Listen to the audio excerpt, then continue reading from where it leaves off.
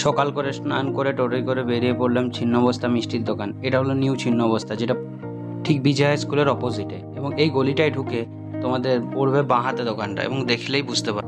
এবং বাইরেটা দেখিয়ে দিলাম যাতে তোমরা বুঝতে পারো মিষ্টির দোকানের বাইরে থেকে। এবং এরপর আমরা ভেতরে ঢুকলাম।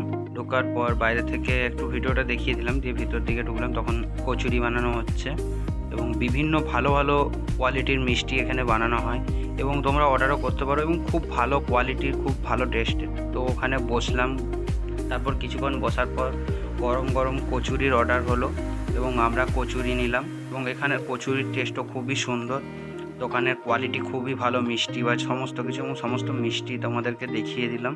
এই মিষ্টিটা আমি নিলাম এবং সব কিছু দেখানোর পর তখনও মিষ্টি জ্বলছে রান্নার ঘরের ভেতরে, এবং সমস্তটুকু দেখানোর পর এদিক ওদিক দোকানের সামনেটা দেখিয়ে তারপর বাড়ি চলো।